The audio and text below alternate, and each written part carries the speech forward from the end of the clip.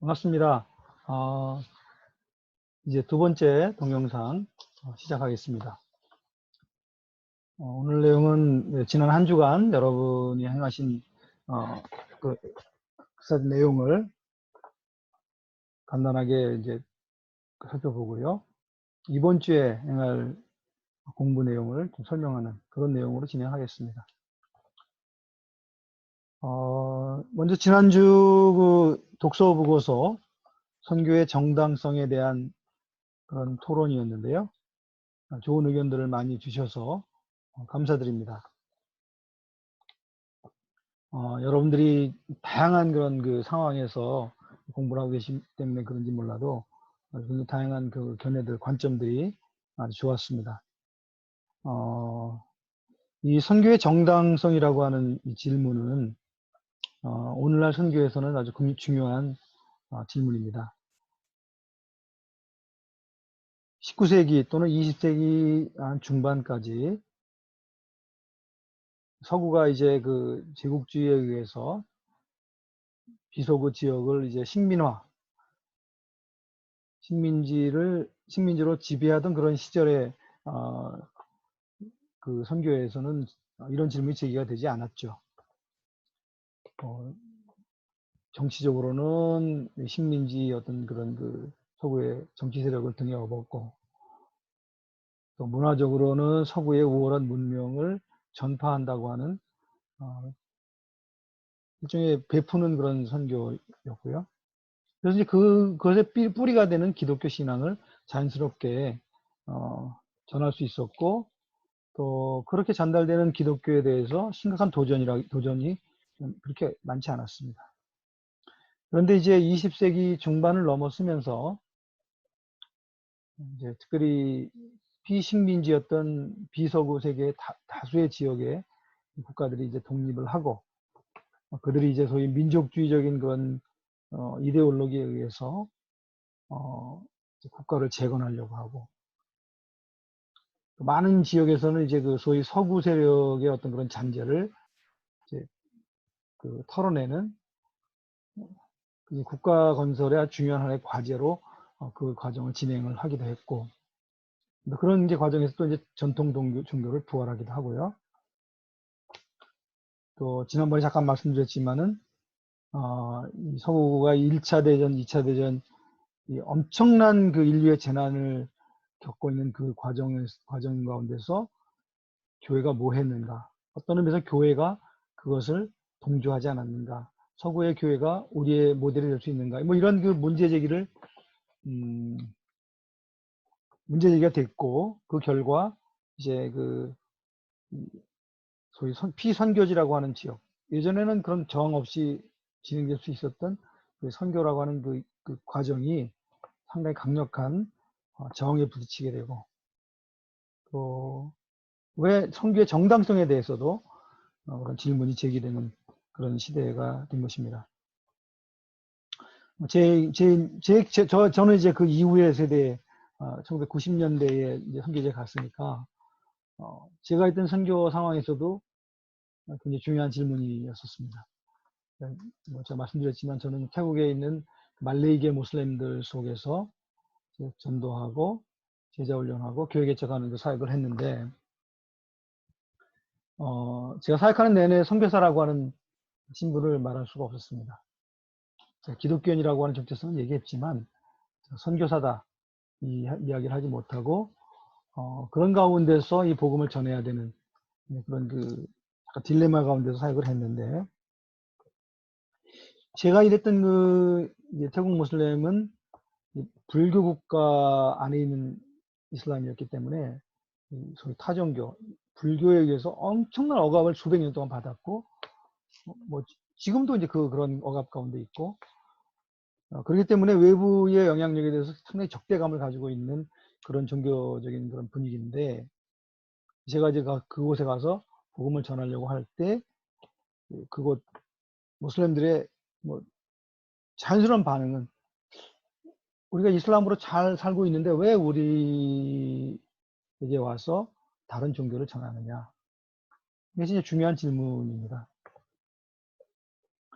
저는 특별히 이제 그 이슬람 지도자들급하고 많이 친했는데, 예, 그분들은 이슬람에 대한 뭐, 정말 우리 기독교인보다 훨씬 더 강한 것 같은데, 자신의 종교에 대한 그 확신, 이것이 굉장히 강하거든요. 그런 속에서 기독교, 이제 그분들이 볼 때는 기독교 문제도 많은 기독교가 무슨 권리로 우리에게 와서 예수를 믿으라고 하느냐. 이런 도전의 그 목소리가 계속 있었습니다.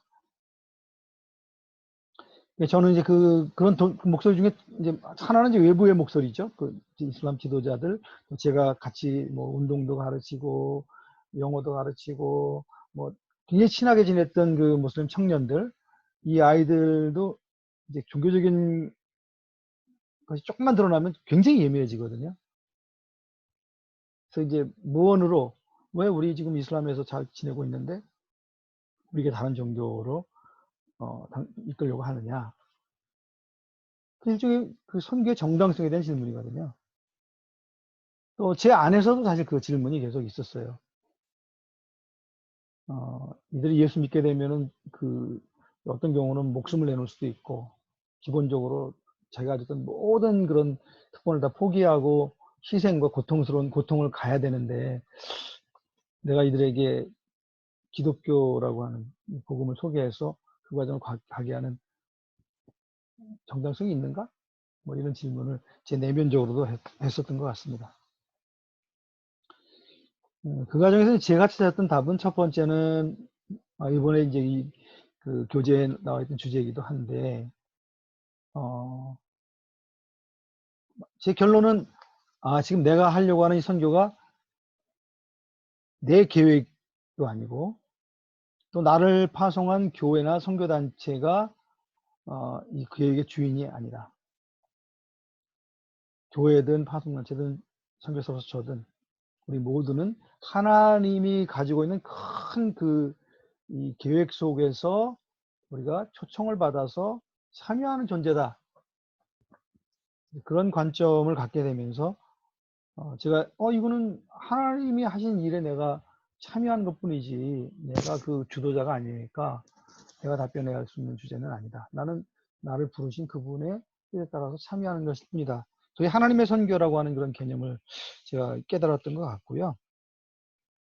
또 하나는 실제로 이제 그 모슬림 개종한 형제자매들, 한 10여 명 정도 형제자매들과 함께 이제 같이 양육도 하고 같이 사역도 하고 그랬는데, 그분들 한 사람 한 사람의 그 간증 속에는 하나님을, 또 예수님을 특별히 기적적으로 꿈속에서 환상 가운데 아주 그 특이한 그런 경험들 속에서 예수님을 만나고, 그 만남 때문에 저들이 이제 그 주님께 헌신하고 대가를 지불하고 왔거든요.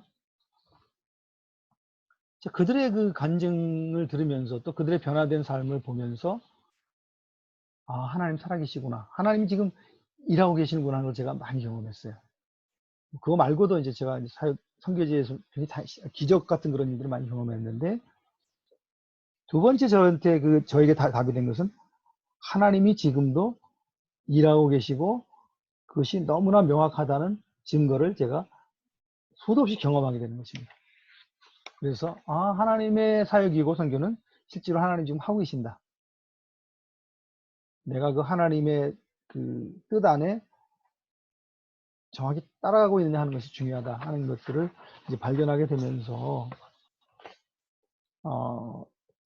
이제 그 선교의 정당성이라고 하는 부분들이 어느 정도 해소가 됐던 것 같습니다.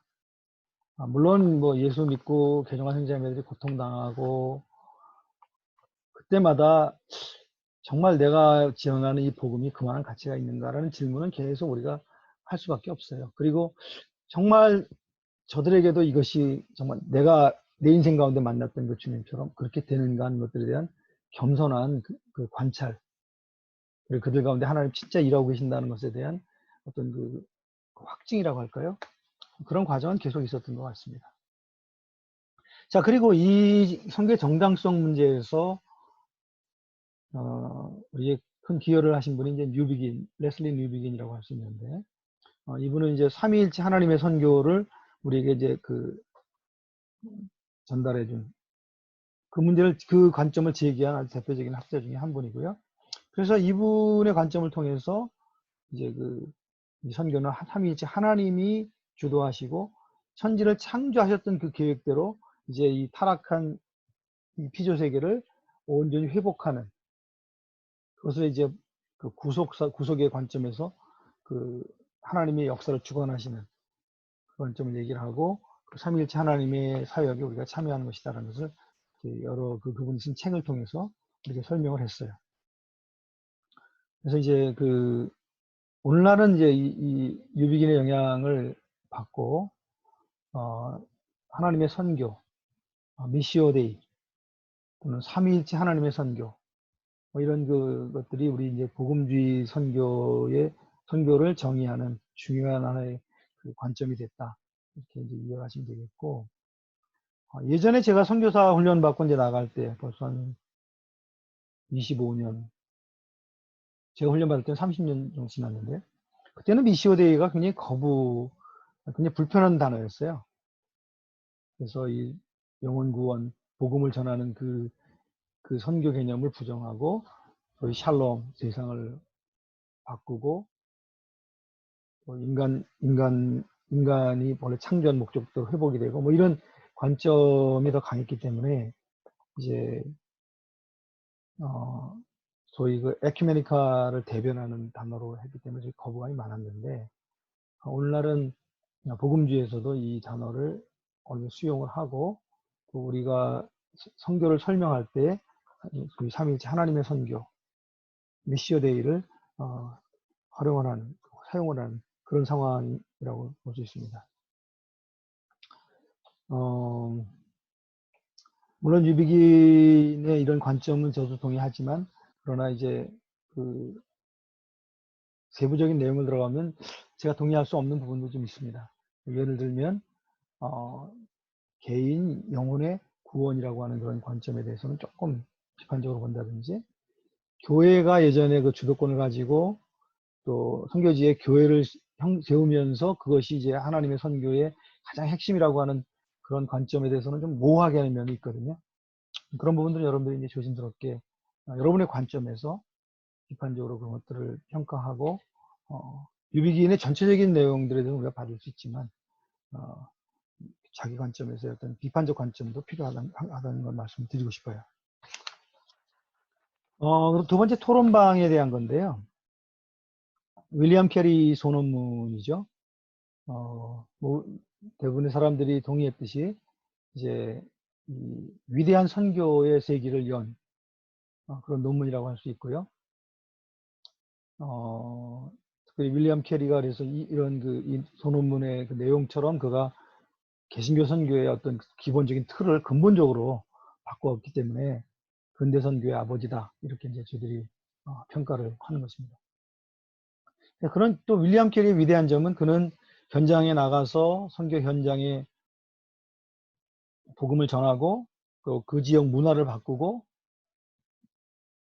그 가운데 하나님의 나라가 이루어질 수 있는 그 일들을 아주 적극적으로 성경을 여러 개 언어로 번역한다든지, 그 인도의 악한 그런 그 풍습들을 타파한다든지, 많은 교회를 개척한다든지, 그런 면에서 굉장히 놀라운 현장 활동가다, 이런 그런 면도 있지만, 동시에 이 논문에 써 있는 내용처럼 신학적인 그런 그 편견을 깨뜨린다든지, 또 선교가 활성화되기 위해서 그것을 뒷받쳐 줄 수 있는 필요한 그 선교 체제를 제안한다든지, 그 체제가 운영될 수 있기 위한 교회를 도전하고, 또 그 교회가 기도를 통해서 헌금을 통해서 함께 갈 수 있도록 교회의 동원까지 하는 선교 전략가이면서 또 동원가이면서 현장 사역 선교사로서 위대한 일들을 한 분이라고 볼 수 있습니다. 오늘날도 이제 또 다른 의미에서 윌리엄 캐리가 필요하다, 이렇게 볼 수 있어요. 무슨 말씀이냐면, 뭐 제가 사역했던 태국도 그랬는데, 이제 많은 피선교지 교회들이 이제 선교를 주도하는 교회로 발전을 하고 있습니다. 근데 이 발전 과정에서 이제 그 뭐라 그럴까요? 걸림돌이라고 할까요? 저항 같은 게 있는데 그게 윌리엄 캐리가 선교하려고 했을 때 나타났던 반응하고 비슷합니다. 뭐지 태국 같은 경우도 교회들이 아직 다 너무 미약한데 우리가 어떻게 선교사들을 후원할 수 있겠냐? 우리 자신도 지금 어려운데 뭐 이런 논의라든지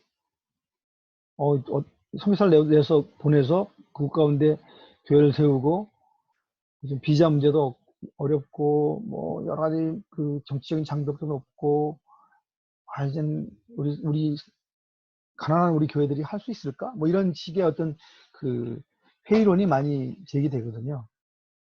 또 다른 의미에서 윌리엄 캐리가 필요한 그런 시점이다 이렇게 볼 수도 있습니다. 그래서 윌리엄 캐리의 논문은 오늘날 그 비서구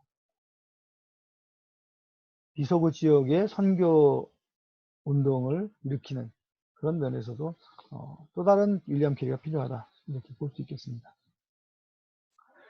여러분들 그 지금 독서 보고서하고 그 토론방을 잘 해주셨는데 제가 그 공지사항에 올렸지만 A4G나 레터지로 하시면 되고요. 그 다음에 이 줄 간격은 1.5 더블 스페이스 하신 분들도 있는데 1.5 정도 하시면 좋을 것 같아요. 그리고 제가 말씀드렸지만 책 내용을 그 주어진 과제 내용을 요약하는 것에 멈추지 마시고요. 요약은 가능하면 전체 내용 중에 한 뭐 3분의 1 절반? 그 나머지는 가능하면 여러분의 의견을 써주세요. 몇 분은 아주 그걸 잘 하시더라고요. 그런 지금 읽은 내용, 이런 그 교재 내용들을 요약을 하시면서 자기가 처한 사역지 상황, 교회, 또 본인이 지난 시간 경험했던 것들을 통합해서 그것을 설명하는. 근데 여러분이 이제 그 공부하는 이유는 사실 그 자기 이야기를 만들기 위해서 나의 스토리를 만들어가는 과정이라고 생각하시고 공부를 하셔야지 기존에 있는 것들을 그냥 카피한다. 그건 오늘날 공부에는 맞지 않습니다. 컴퓨터만 키면 뭐 엄청난 그런 그 자료들을 여러분 활용할 수 있기 때문에 중요한 건 그 자료를 통해서 여러분의 이야기를 할 수 있는 역량을 키우는 것이 필요하다. 그런 의미에서 좀 가능하면 여러분 얘기를 해주시기 바랍니다. 이번 주 과제에 대해서 먼저 간단히 설명을 하면 이번 주 독서 과제는 선교신학의 도전 2장에 신약 성경의 하나님과 나라들 뭐 이런 주제입니다. 신약 성경에 나타난 그 선교의 모습에 대한 그런 설명인데요. 마찬가지로 이제 MS 워드 프로그램으로 두 쪽 정도, 좀 2페이지 정도 분량으로 해주시면 되겠고요. 5월 16일 날 토요일 날까지 하시면 됩니다.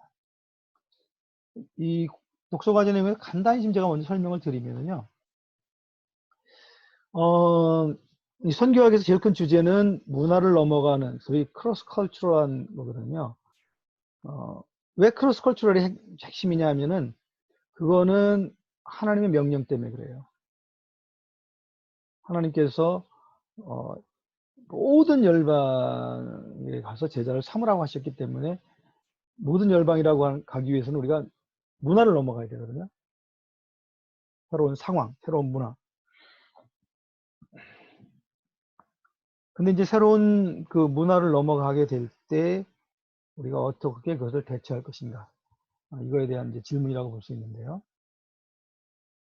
그래서 이제 지금 저희는 이제 2장은 신약에 관한 거긴 하지만, 이 모든 피조세계 전체의 가운데서 하나님의 영광을 드러내게 한다는 그 주님의 지상 명령의 과제는 창세기 1장 28절에서 시작한 거로 봐야 됩니다. 우리 그 교재에서는 그를 창세기 1장 28절 명령을 문화명령 또는 창조명령이라고 그래요. 하나님이 인간을 창조하시고 난 다음에 명령을 주셨죠. 너는 그 번성하고 번성하고 땅에 충만하라. 땅 모든 곳에 흩어져서 그 모든 곳에서 그 하나님 주신 것들을 가지고 그 자체의 문화를 흩어진다는 거는 이제 그 고유의 문화들을 만든다는 것이죠. 그래서 고유한 문화를 만들어서 그 문화를 가지고 하나님을 다양한 모양으로 높이는 그걸 하나님 기대하셨던 것 같아요. 그래서 선생님 그거 본성에 땅에 충만하라 이렇게 말씀하셨는데 이제 그게 이제 어떻게 보면 선교의 첫 번째 그림이죠. 근데 이게 잘 안 됐잖아요. 첫 번째는 흩어지지도 않았고 바벨탑 사건이 대표적인 사건이죠. 두 번째는 흩어져서 하나님을 높이는 하나님의 통치를 이루는 그걸 한 게 아니라 인간이 타락함으로 말미암아 그 하나님을 뭐랄까 대적하는 문화 두 가지를 이제 회복을 해야 되는 거죠. 흩어진 그곳에서 하나님을 경배하도록 하나님의 통치하여 주도록. 신약에서 다시 이제 예수님이 지상명을 또 주시잖아요. 너희는 가서 모든 족속으로 제자를 삼아. 창세기 1장 28절에 그 같은 그림이에요. 근데 똑같이 그 사도행전 초기에 보면 예루살렘 교회가 흩어지지 않았어요. 그래서 어떤 일이 벌어졌죠? 스테반의 핍박이 일어나고 또 교회 내에 그 히브리파와 헬라파 간의 갈등이 일어나고 그런 것들 때문에 여러 가지 요인들이 생기면서 결국은 흩어지게 만드셨죠. 그래서 이제 흩어지면서 그곳에 이제 그리스도의 복음이 땅끝에 향해 흘러가게 됐는데 그리고 이제 그 과정에서 이제 베드로의 고넬료 사건도 나고 베드로가 그걸 유대주의를 붙잡고 있으니까 그걸 벗어라. 그리고 소위 헬라 문화에서 성장한 사도 바울을 하나님 부르셔서 특별히 이방인 사도로 명령해서 너는 이방인에게 복음이 전파되기 위해서 그 일에 헌신해라 이렇게 부르신 거죠. 근데 이제 이 과정에서 이제 두 가지 문제가 제기됩니다. 열방으로서 복음을 전하려면 첫 번째는 그 지리적 경계를 넘어서 흩어져야 되겠죠. 온 유대와 사마리아와 땅끝으로 지리적 경계를 넘어서 흩어져야 됩니다. 뭐 핍박을 통해서든 뭘 통해서든 계속 흩어지게 하나님 하셨고요. 두 번째는 이게 더 중요할 수도 있는데 흩어져서 새로운 문화, 새로운 상황에 들어갔을 때에 소위 receptor oriented communication 아니면 incarnation이라고도 하죠.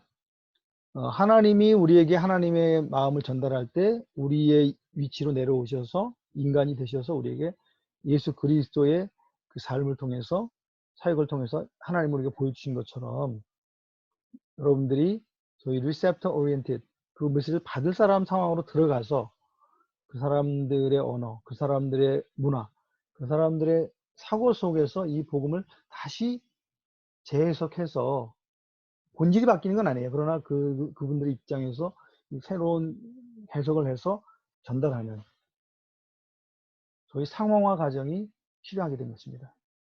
이 두 가지가 필요한 거예요.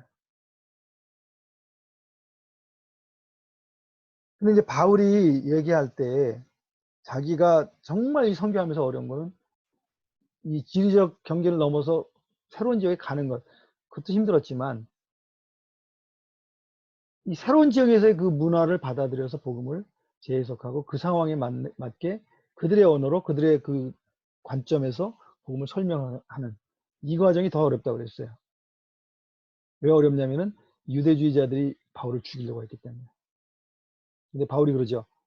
그럼에도 불구하고 하나님 나를 부르신 것은 이방인들에게 복음을 전하라고 했기 때문에 이 일을 위해서는 이 문화적인 유대주의 문화를 벗는 이것이 선행되지 않고는 불가능하다. 하나님 나에 주신 사명을 내가 성취할 수가 없다. 그래서 여러분, 난 유대주의자들 나를 죽이려고 할지 모르지만 나는 하나님 나를 주신 소명, 이방인들이 주님을 알게 하게 하는 이 소명을 위해서는 기꺼이 내가 그 고난을 당해도 유대주의를 벗고 그들의 문화 속에서 하나님의 그 복음이 다시 되살아날 수 있는 그 과정을 나는 할 수밖에 없다.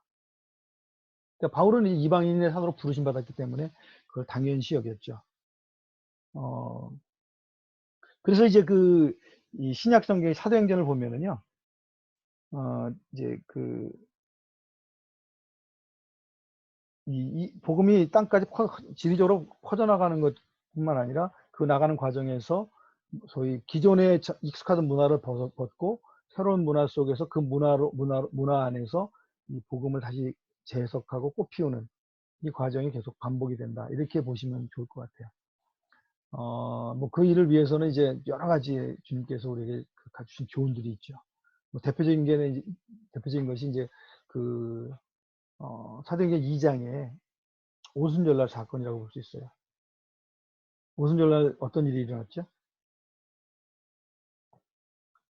그 성령이 임하시고 그곳에 있었던 그 120명 정도의 제자들이 각 지역의 언어로 하나님 높였다 그랬어요. 그죠? 그래서 이제 그 지역 그때 마침 명절 때이기 때문에 각처에서 온 외국인들 또 디아스포라들이 그걸 보면서 깜짝 놀라죠. 어떻게 우리말로 이 갈릴리 사람 같은데 우리나라 말로 우리가 알아들을 수 있는 말로 하나님을 높이고 하나님을 찬양하고 또 하나님의 복음을 선포하지? 놀랬단 말이에요. 근데 이거는 상당한 그런 선교학적 의미가 있습니다. 한번 생각해 보세요. 이제 이건 우리 상상을 해보는 겁니다. 만약 그 자리에 한국 사람이 있었다. 성경에는 기록되어 있지 않지만 우리가 이제 가상을 하는 거죠. 한국 사람이 있었다면 그 중에 한 사람이 한국말로 하나님을 높였을 것이고 그것을 듣는 내가 한국 사람이 깜짝 놀라는 거죠. 내가 익숙한 그 단어로 어떻게 하나님을 이렇게 높이지? 자, 이제 그런 상황을 가상을 했을 때 지금 우리가 알아들을 수 있는 하나님의 이름이 뭐죠? 물론 야훼라고 할 수도 있지만 우리는 하나님이라는 용어를 쓰잖아요. 하나님, 또는 천주, 뭐 이제 중국어로 번역한 것이지만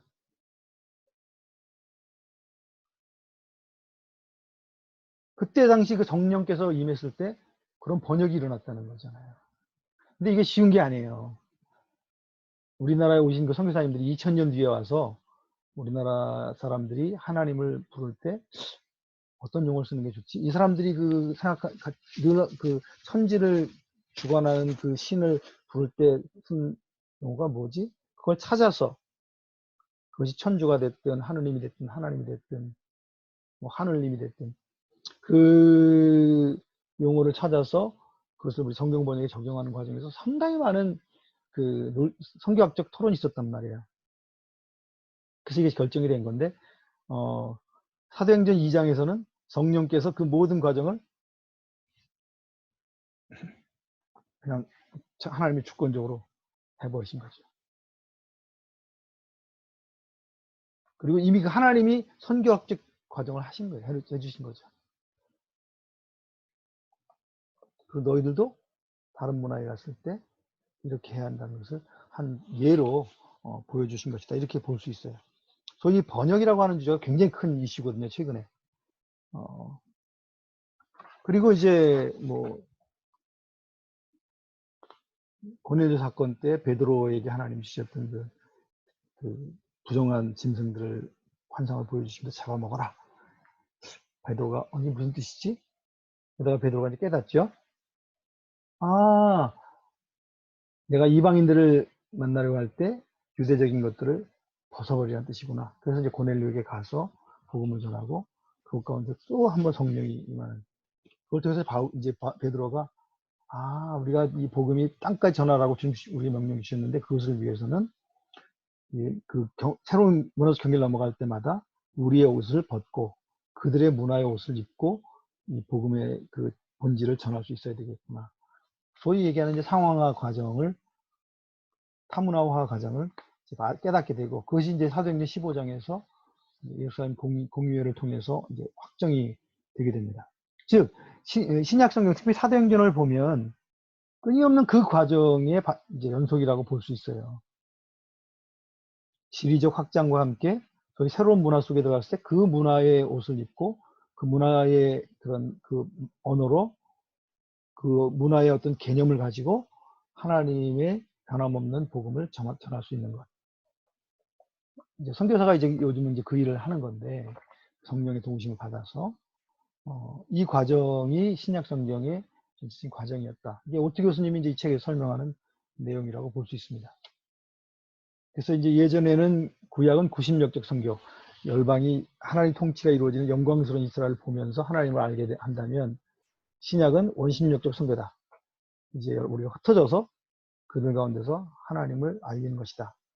그렇게 얘기를 했는데, 이제 최근에 이제 오토 교수님이 얘기하는 거는 그거보다 한 걸음 더 나가서 흩어져서 그 지역의 그 지역 언어, 그 지역 문화로 복음이 재해석되고 그곳에 복음이 그 문화로 인해서 뿌리를 내리면 거기가 또 다른 센터가 된다는 거예요. 그러니까 처음에는 예루살렘이 센터였지만 유대주의에 의해서 복음이 해석이 되고, 근데 이제 안디옥으로 가면 헬라 문화라고 하는 그 문화의 틀 속에서 복음이 다시 재해석되고 뿌리를 내리고, 여기서는 메시아라고 불렀다면 이제 안디옥에서는 큐리어스, 헬라어식의 어떤 그 주님이라고 하는 개념이죠. 큐리오스라고 하는 언어로 번역이 된 그 복음이 이제 여기서 뿌리를 내리고 여기서 다시 바울과 바나바 또는 선교사들을 보내서 안디옥이 이제 새로운 센터가 된다는 얘기예요. 그래서 이 센터가 계속 역사적으로 바뀌어 온 것이죠. 뭐 지난 몇십 년 동안 이제 한국도 그 역할을 한 거죠. 들어온 복음이 한국 문화 속에 뿌리를 내리고 우리 안에서 우리의 언어와 우리의 생각을 가지고 우리의 개념 속에서 그리스도의 복음이 꽃피었고, 이제 이 복음이 한국적인 그런 그 경험 속에서 나타난 그 복음이 또 전달된 거죠. 물론 우리가 이제 저 같은 거 제가 그런 그 한국 교회의 영성을 가지고 태국에 갔지만 태국에 가서는 우리가 가지고 있는 영성도 전달하지만 그 문화 속에서 우리가 경험했던 동일한 과정을 반복할 수 있도록 그 문화 속에서 상황하고, 이제 그 어느 날 또 이 태국 교회 안에 그 복음이 꽃피게 되면 여기가 중심이 돼서 또 퍼져나가고, 뭐 이런 식의 이제 이야기를 이 교재에서 하고 있습니다. 그게 이제 신약 성경의 선교의 아주 중요한 하나의 모습이다, 이렇게 설명을 하고 있는데요. 그걸 좀 이해하시고 질문의 내용을 답을 하시면 될 것 같습니다. 두 번째 토론 질문은요, 이 데이빗 보쉬의 길 위의 영성이라고 하는 책의 1, 2장인데요. 5장으로 되어 있습니다. 근데 앞에 두 챕터를 제가 스캔해서 드렸는데, 길 위의 영성이라고 하는 이 책은 굉장히 얇은 아주 쉬운 책이고,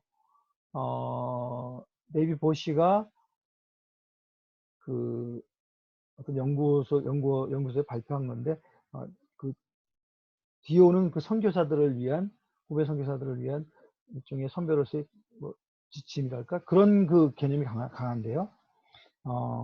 이 책에서 그 데이빗 보쉬는 그 선교사의 영성, 더 나아가서는 선교가 요구되는 영성, 선교사도 중요하지만 선교라는 것 자체가 어떤 영성을 요구하는가, 그 부분을 이제 여기서 얘기하고 있는데, 크게 두 가지 얘기를 하죠. 길 위의 영성이라는 것은 십자가의 영성이다.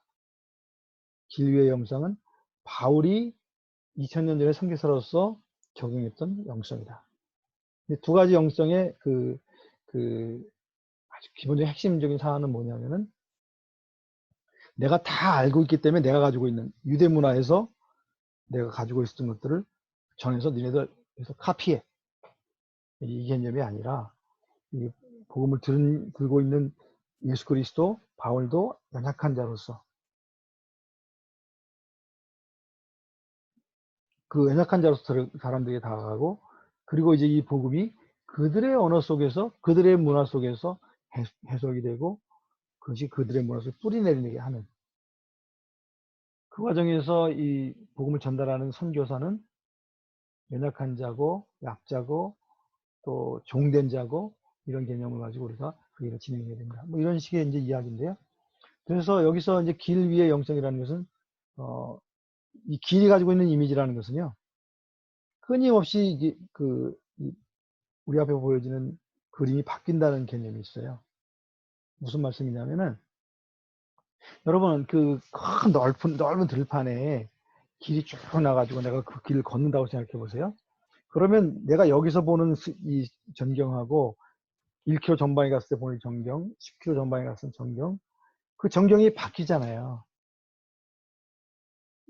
내가 설고 있는 그 장소는 전체로 보면 동일한 장소지만 그것을 바라보는 시각에 따라서 달라지는 것처럼, 이 선교는 이 복음이 끝없이 다른 문화와 상황 속에 들어가면서 새롭게 재해석이 되고, 그 재해석이 이제 뭐 변질이 아니라 복음의 의미를 풍성하게 하고 이 천지를 창조하신 하나님의 통치를 담아내고 하나님의 창조 섭리가 그 안에 담기면서 풍성해지고 다양해진다는 거예요. 그러니까 어쨌든 간에 이제 기류의 영성은 그런 의미에서 이제 선교의 영성을 이제 가르치고 있는데, 여기 두 가지 제가 질문을 했어요. 길 위의 영성과 수도원의 영성을 비교했는데 그게 무슨 의미가 있느냐. 또 2장은 제목이 뭐냐면은 길거리의 장사꾼이냐 아니면 행복한 포로냐. 선교사라는 것은 행복한 포로여야 한다.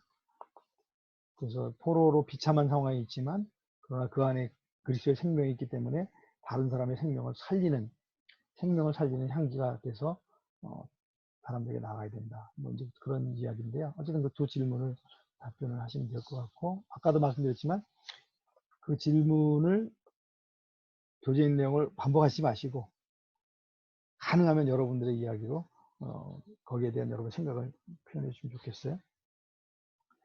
이제 퀴즈에 대해서 잠깐 말씀드리면, 퀴즈가 이제 이 자동 채점하게 돼 있어요. 그래서 글자 수를 맞춰 주셔야 되고, 가능하면 띄어쓰기를 하지 마시고, 그렇게 돼 있는데, 혹시라도 여러분들이 뭐 오타를 하거나, 그래서, 이거는 좀 부당하게 내가 틀린 것으로 나온다고 했을 때, 연락을 주시면 제가 체크해보고, 합리적으로, 제가 시정할 수 있으면 시정하도록 하겠습니다. 그리고 이제 마지막으로, 라이브 토론에 대해서 좀 여러분들에게 말씀드리는데, 저희 이제 이번 8주 중에 한 번 정도는 만나야 되거든요. 근데 저희가 지금 35명이에요. 너무 많아요. 그래서, 어떤 식으로 해야 될지 잘 모르겠는데, 지금 제 생각은 그렇습니다.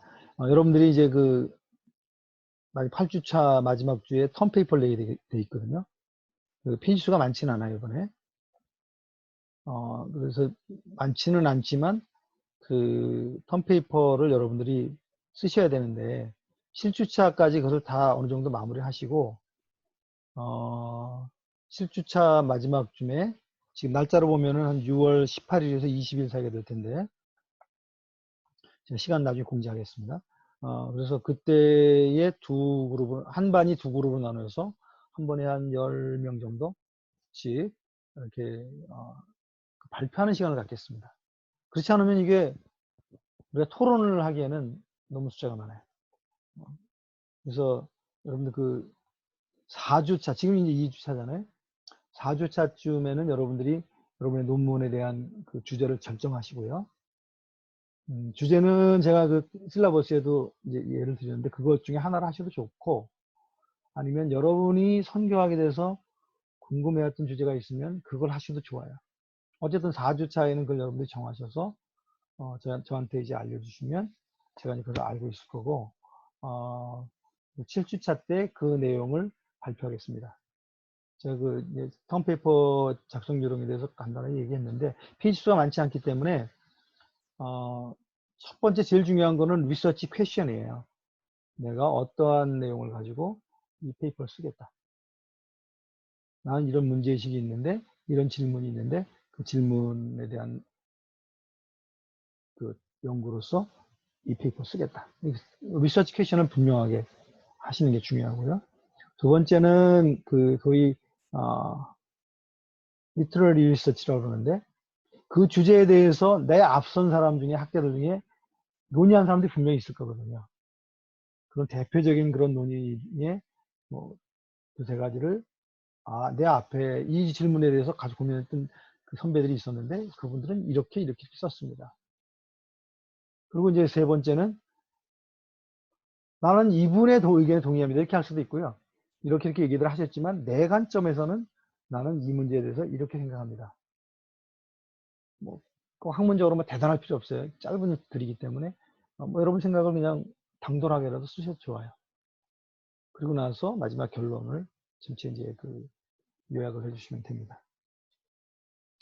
그래서 턴페이퍼를 중심으로 하겠고요. 날짜는 6월 18일, 19일, 20일 그렇게 하겠습니다. 지금 요번에는 미주에 계신 분들이 많기 때문에 미국 시간 중심으로 이제 운영을 하되, 뭐 한국, 아프리카에서 이제 공부하시는 분들도 있는데, 그분들은 이제 시간 적절히 맞춰서 우리가 같이 하도록 하겠습니다. 여러분들이 공부를 이제 사역을 하시면서 또 뭐 일반 직장에 다니시면서 이 공부를 하고 계시기 때문에 굉장히 힘들게 하신다고 제가 알고 있습니다.